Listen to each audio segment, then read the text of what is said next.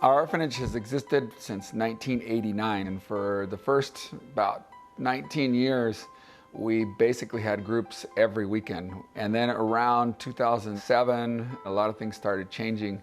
The violence in Mexico, which is on the news over there, the world financial crisis, the swine flu, the border crossing, a lot of factors have come in, and all of tourism in Mexico has been down, and it's affected us.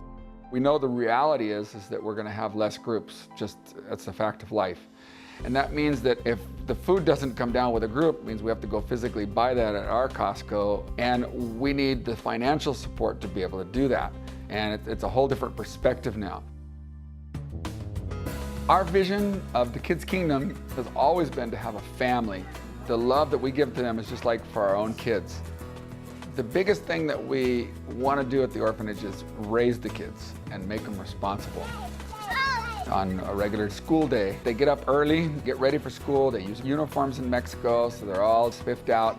And then they sit down at their different tables, the girls at the one table, guys at the other, and they eat their breakfast and enjoy a great breakfast. We've been blessed to always be able to give our kids good food.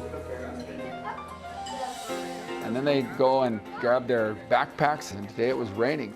And when it's raining, we take our kids and we pile them all into 2 vehicles. In Mexico, we basically go by different math. We go by whatever the passenger limit is, multiply it by 1.5.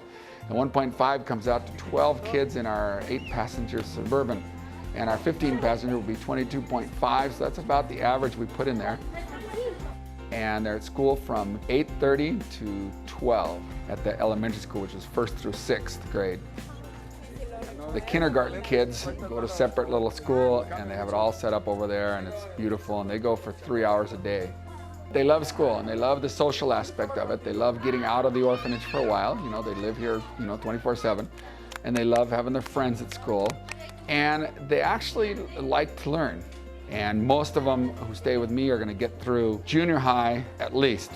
And that might sound a little weird to Americans, because Americans, they push you through high school. But in Mexico, they say, I've heard 1 in 5, 1 in 6 don't ever go to school. And that's 21st century. So for them to get through 6th grade and then junior high is big. And if we get them through high school, that's even bigger.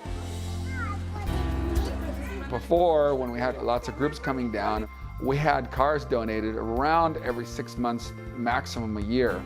And since the world financial crisis came in, we had a drought of about 1.5 years without any vehicles being donated. A car for somebody in the States that looks like it's at the end of the run is way on the top down here in Mexico, just because they get new life down here. So we never say no to any cars being donated, because we're always blessed by them.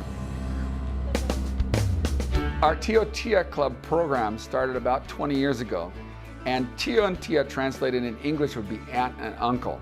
I've always seen Tío Tía Club as one-on-one things going on between American groups and Mexican kids down here. And it's been a wonderful relationship builder over the years, and a wonderful support for the orphanage. The kids love Tío Tía Club because it's something very special for them, and something that makes our relationship personal. Thank you.